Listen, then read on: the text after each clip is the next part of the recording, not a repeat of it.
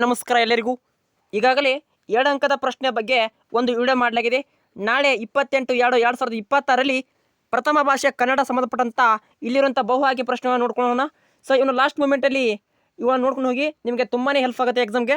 So 1ನೇ ಪ್ರಶ್ನೆ, ರಾವಣಿಗೆ ಯಾರ ಬಗ್ಗೆ ವೈರಾಗ ಮೂಡಿತ್ತು? ಆಪ್ಷನ್ ಸಿ ಏನಾಗಿರುತ್ತೆ, ಸೀತೆ ಬಗ್ಗೆ. ರೈಟ್ ಆನ್ಸರ್ ಇ ಆಗಿರುತ್ತೆ, ಅದು ನೋಡ್ಕೊಳ್ಳಿ. ಬಸವಣ್ಣವರ ವಚನಗಳ ಅಂಕಿತ ನಾಮ ಯಾವುದಪ್ಪ ಅಂದರೆ ಆಪ್ಷನ್ಸ್ ಅ ಕೂಡಲ ಸಂಗಮದೇವ ಆಗಿರುತ್ತೆ. 3ನೇ ಪ್ರಶ್ನೆ, ಮನದೊಳಗೆ ಹಗೆಗಳನ್ನು ಹಿಡಿದವರು ಯಾರಂದರೆ ಆಪ್ಷನ್ಸ್ ಇ ಭೀಮ ಆಗಿರ್ತಾನೆ. ಇದು ಪ್ರಶ್ನೆ ಇಂಪಾರ್ಟೆಂಟ್ ಇರುತ್ತೆ ನೋಡಿ. 4ನೇ ಪ್ರಶ್ನೆ, ಚಿತ್ತವನ್ನು ಯಾವುದಕ್ಕೆ ಹೋಲಿಸಲಾಗಿದೆ? ಆಪ್ಷನ್ಸ್ ಅ ಹತ್ತಿ ಬೀಜಕ್ಕೆ ಹೋಲಿಸಲಾಗಿರುತ್ತೆ. 5ನೇ ಪ್ರಶ್ನೆ ನೋಡ್ಕೊಳ್ಳಿ, ಕೆಂಪು ಪಟ್ಟಿಗೆ ಸೇರಿದ ಪ್ರಾಣಿ ಯಾವುದು? ಆಪ್ಷನ್ಸ್ ಅ ಸಿಂಹದ ಬಾಲದ ಕೋತಿಗಳಾಗಿರುತ್ತೆ. ಇನ್ನು 6ನೇ ಪ್ರಶ್ನೆ ನೋಡ್ಕೊಳ್ಳಿ, ಕನ್ನಡದ ಮೂಲಕ ಕಲಿತು ಶ್ರೇಷ್ಠ ವಿಜ್ಞಾನಿ ಆದವರು ಯಾರಪ್ಪ ಅಂದರೆ ಡಾಕ್ಟರ್ CNR ರಾವ್ ಇರ್ತಾರೆ. ಇನ್ನು 7ನೇ ಪ್ರಶ್ನೆ, ವಿಜ್ಞಾನದ ಅಡಿಪಾಯ ಯಾವುದಂದರೆ ಆಪ್ಷನ್ಸ್ ಇ ಪ್ರಶ್ನೆ ಕೇಳುವುದಾಗಿರುತ್ತೆ. ಇನ್ನು 8ನೇ ಪ್ರಶ್ನೆ ಇಂಪಾರ್ಟೆಂಟ್ ಇರುತ್ತೆ, ನಿರೂಪಕರ ಇಕಾಲಜಿಸ್ಟ್ ಗೆಳೆಯ ಯಾರಂದರೆ ಆಪ್ಷನ್ ಸಿ ಪ್ರಕಾಶ್ ಆಗಿರ್ತಾನೆ. ಹಾಗೆ 9ನೇ ಪ್ರಶ್ನೆ, ಟೆಲಿಫೋನ್ ಕಂಬದ ಮೇಲೆ ಮೃತನಾದ ಲೈಮನ್ ಯಾರು ಅಂದರೆ ಆಪ್ಷನ್ಸ್ ಅ ದುರ್ಗಪ್ಪ ಆಗಿರ್ತಾನೆ. ಇನ್ನು 10ನೇ ಪ್ರಶ್ನೆ ಇಂಪಾರ್ಟೆಂಟ್ ಇರುತ್ತೆ, ನಾಗರಾಜ್ ಕೋವಿ ಹಿಡಿದು ಎಲ್ಲಿ ಕೂತಿದ್ದ? ಆಪ್ಷನ್ ಇ ಶಿಕಾರಿ ಅಂಗಡಿಯಲ್ಲಿ ಕೂತಿರ್ತಾನೆ. ಇನ್ನು ಇಲ್ಲಿರುವಂಥ ಹೊಂದಿಸಿ ಬೇರೆ ನೋಡ್ಕೊಳ್ಳಿ. ವಚನಗುಣದಕ್ಕೆ ಸರಿಯಾದ ಉತ್ತರ ಉರ್ಲಿಂಗ ಪದ್ಯ, ಸೋಮೇಶ್ವರ ಶತಕ ಪುಲಗಿರಿ ಸೋಮನಾಥ. ಜನಪದ ಅನ್ನೋದು ಏನಾಗಿರುತ್ತೆ ಅಂದರೆ ಒಂದು ಹಾಲುಂಡತವರಿಗೆ. ನಾಲ್ಕು ತಂತಿ ಅನ್ನೋದು ದರ ಬೇಂದ್ರೆ.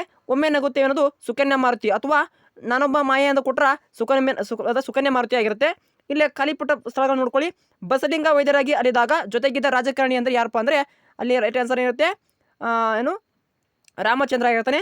ಹಾಗೆ ಲೇಖಕ ಪತಿ ಯಾವ ಒಂದು ತೊಂದರೆಯಿಂದ ಬಳಸಿದ್ರು ಅಂದರೆ ಕಿಡ್ನಿ ಸ್ಟೋನ್ ಆಗಿರುತ್ತೆ. ದನಿಗಳ ದಾಂಪತ್ಯಕ್ಕೆ ಬೆಳ್ಳಿ ಲೋಟ ಮೂಕ ಸಾಕ್ಷಿಯಾಗಿತ್ತು ಆಗಿರುತ್ತೆ. ವಸುದಿಗೆ ಒಡೆ ಎನಿಸಿದನು, ಅದಕ್ಕೆ ರೈಟ್ ಆನ್ಸರ್ ರಾಮಚಂದ್ರ. ಲೇಖಕರು ಹೇಳುವ ಹಳ್ಳಿ ಹೋಟೆಲಿನ ಹೆಸರು ವೆರಿ ಇಂಪಾರ್ಟೆಂಟ್ ಇರುತ್ತೆ, ಚಂದ್ರಭವನ ಆಗಿರುತ್ತೆ. ಇನ್ನು 1 ಅಂಕದ ಪ್ರಶ್ನೆಯಲ್ಲಿ ಬೆಳಕು ಬೇಟೆಗಾರ ಹೇಗೆ ಬರುತ್ತಾನೆ ಎಂದು ಬರೆದುಕೊಳ್ಳಿ.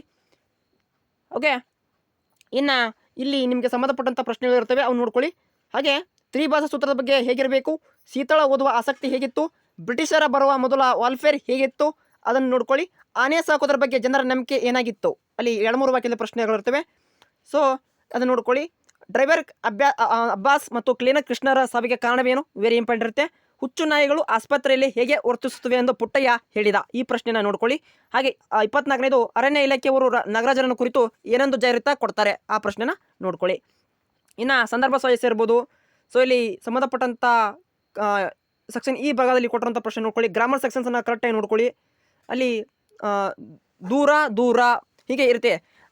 ಪಾದುಕ ಹಾಗೆ ಬೇಸಿಗೆ ಈ ರೀತಿ ವೈಶಾಖ ಈ ಸಂಬಂಧಪಟ್ಟಂಥ ಪ್ರಶ್ನೆ ಇರ್ತವೆ. ಅದ್ರ ಬಗ್ಗೆ ಒಂದು ವಿಡಿಯೋನ ಸರಿ ಮಾರ್ನಿಂಗ್ ಟೈಮಲ್ಲಿ ಅಪ್ಲೋಡ್ ಮಾಡಲಾಗುತ್ತೆ. ಇನ್ನು ಪತ್ರಲೇಖನ ಹಾಗೆ ಪ್ರಬಂಧವನ್ನ ನೋಡ್ಕೊಳ್ಳಿ. ಸೊ ಇಲ್ಲೊಂದು ಪ್ರಶ್ನೆ ನೋಡ್ಕೊಳ್ಳಿ, ಯಾವುದಕ್ಕೆ ಸ್ಥಳವಿದೆ ಎಂದು ಕವಿ ಹೇಳುತ್ತಾನೆ? ಆಪ್ಷನ್ಸ್ ಅ ಸೂರ್ಯನಿಗೆ ಆಗಿರುತ್ತೆ. ದನಿಗಳ ದಾಂಪತ್ಯಕ್ಕೆ ಯಾವುದು ಮುಖ ಸಾಕ್ಷಿಯಾಗಿತ್ತು? ಆಪ್ಷನ್ಸ್ ಅ ಬೆಳ್ಳಿ ಲೋಟ ಆಗಿರುತ್ತೆ. ಟೆಲಿಫೋನ್ ಕಂಬದ ಮೇಲೆ ಯಾಕೋ ಕೈಲಾಸ ಕಂಡ ಹಾಗೆ ಇದೆಯಲ್ಲ, ಈ ಮಾತನ್ನು ಯಾರು ಹೇಳ್ತಾರೆ, ದುರ್ಗಪ್ಪ ಹೇಳ್ತಾರೆ. ಇನ್ನು ಇಲ್ಲಿರುವಂಥ ಖಾಲಿಬಿಡ್ತಾ ನೋಡ್ಕೊಳ್ಳಿ. ದನಿಗಳ ಮನೆಯ ಪಕ್ಕದಲ್ಲಿ ಹರಿಯುತ್ತಿದ್ದ ಹೊಳೆ ವೆರಿ ಇಂಪಾರ್ಟೆಂಟ್ ಇರುತ್ತೆ, ಶಾಂಭವಿ ನದಿ ಆಗಿರುತ್ತೆ.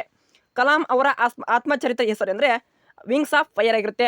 ಭೂಮಿ ಮೇಲಿನ ಮೊದಲ ವಿಜ್ಞಾನಿ ವೆರಿ ಇಂಪಾರ್ಟೆಂಟ್ ಇರುತ್ತೆ, ಮಗು ಆಗಿರ್ತಾನೆ.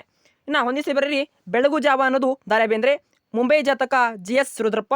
ಸಿಲ್ವಿಯವರಿದ್ದಾನೆ ಅನ್ನೋದು ಏನಾಗಿರ್ತದೆ, KS ನಿಸಾರ್ ಅಹ್ಮದ್ ಆಗಿರ್ತಾನೆ. ಇನ್ನು 1 ಅಂಕದ ಪ್ರಶ್ನೆಯಲ್ಲಿ ಬೆಳಕು ಬೇಟೆಗಾರ ಹೇಗೆ ಬರುತ್ತಾನೆ? ಮಗು ಹುಟ್ಟಿ ಬೆಳೆದು ಎಲ್ಲಿ?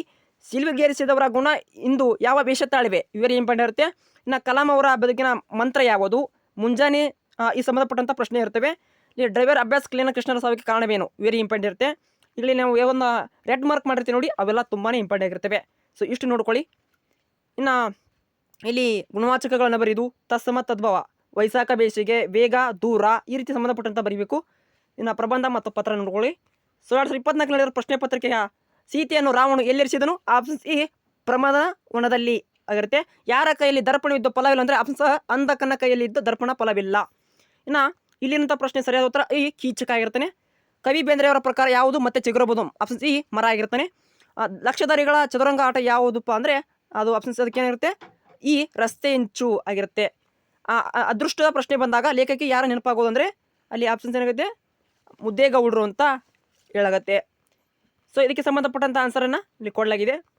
ಆನೆಯ ಮಾವುತನ ಹೆಸರೇನು, ವೆರಿ ಇಂಪಾರ್ಟೆಂಟ್ ಇದೆ, ಇವೆಲ್ಲ ಇದಾಗಿರ್ತದೆ. ಆನೆ ಶಾಸ್ತ್ರದ ಏನೊಂದು ಭಾಷೆ ನೋಡಿದ್ದೇನೆಂದರೆ ಆಪ್ಷನ್ಸ್ ಆನೆಯನ್ನು ಯಾರಿಗೆ ಮಾರಬಾರದು, ಈ ರೀತಿ ಪ್ರಶ್ನೆ ಇರುತ್ತೆ. ಅಲ್ಲಿ ಆನೆ ಕಟ್ಟಬಾರದು ಅಂತ, ಆನೆಯಿಂದ ಜನರು ಪ್ರಾಣ ಕಳೆದುಕೊಂಡಿದ್ದಾರೆ, ಆಪ್ಷನ್ಸ್ ಆನ್ಸರ್ ಕಟ್ಟಾಗಿರುತ್ತೆ. ಸೊ 1ನೇ ಪ್ರಶ್ನೆ ಆನ್ಸರ್ ಕರೆಕ್ಟಾಗಿರುತ್ತೆ. ಈ ಆನೆಯಿಂದ 5 ಜನರು ಪ್ರಾಣನ ಕಳೆದುಕೊಳ್ಳುತ್ತಾರೆ, ಈ ಪ್ರಶ್ನೆನ ಇಂಪಾರ್ಟೆಂಟ್ ಇರುತ್ತೆ. ಸೊ ಇದನ್ನು ನೋಡ್ಕೊಳ್ಳಿ. ಇನ್ನು ಇಲ್ಲಿ ಖಾಲಿ ಬಿಟ್ಟ ಸ್ಥಳಗಳು ವಾಲ್ಫೇರ್ಗೆ ಬಂದ ಬ್ರಿಟಿಷ್ ಪ್ರಜೆ ಯಾರಪ್ಪ ಅಂದರೆ ಕಾರ್ ಮಾರ್ಷಲ್ ಆಗಿರ್ತಾನೆ. ಡ್ಯಾಶ್ ಕನ್ನಡದ ಮೂಲಕ ಕಲಿತು ಶ್ರೇಷ್ಠ ವಿದ್ಯಾನಿಯಾದರು ಅದಕ್ಕೆ ಡಾಕ್ಟರ್ CN ರಾವ್ ಆಗಿರ್ತಾರೆ. ಇನ್ನು ಇಷ್ಟು ನೋಡ್ಕೊಳ್ಳಿ, ಎಕ್ಸಾಮ್ಗೆ ತುಂಬಾ ಹೆಲ್ಪ್ ಆಗುತ್ತೆ. ಇನ್ನೊಂದು ವಿಡಿಯೋ ನಿಮಗೆ MCQ ಸಂಬಂಧಪಟ್ಟಂಥ 3 ಸರ್ಕಾರ ನೀಡಿರುವಂಥ ಮಾದರಿ ಪ್ರಶ್ನೆ ಪತ್ರಿಕೆನ ರೆಫರ್ ಮಾಡಿ, ಹಾಗೆ ಅಲ್ಲಿ ಸ್ಕೋರಿಂಗ್ ಪ್ಯಾಕೇಜನ್ನು ಮಾಡ್ಕೊಳ್ಬೋದು. ಜಸ್ಟ್ ನೀವು ಪಾಸ್ ಆಗಬೇಕಂದ್ರೆ ಈ ಒಂದು ವಿಡಿಯೋನ ನೋಡಿ. ಹಾಗೆ 2 ಅಂಕದ ಪ್ರಶ್ನೆಯಲ್ಲಿ ಯಾವೆಲ್ಲ ಪ್ರಶ್ನೆ ಬರ್ತವೆ, ಸಂದರ್ಭ ಸಾರಿಸನ್ನು ನೋಡ್ಕೊಳ್ಳಿ, ತುಂಬಾ ಇಂಪಾರ್ಟೆಂಟ್ ಇರ್ತವೆ. ಹಾಗೆ ಗ್ರಾಮರ್ ಸೆಕ್ಷನಲ್ಲಿ ಸಮಾರ್ಥಕ ಪದಗಳು, ತಸ್ತವ, ತದ್ಭವ, ಹಾಗೆ ಕಾಲಗಳು, ಇವುಗಳನ್ನು ಸಂಬಂಧಪಟ್ಟಂಥ ವಿಡಿಯೋನ ನಾನು ಮಾರ್ನಿಂಗ್ ಟೈಮಲ್ಲಿ ಅಪ್ಲೋಡ್ ಮಾಡ್ತೀನಿ. Thank for watching. Have a nice day. All the best your exam. Thank you.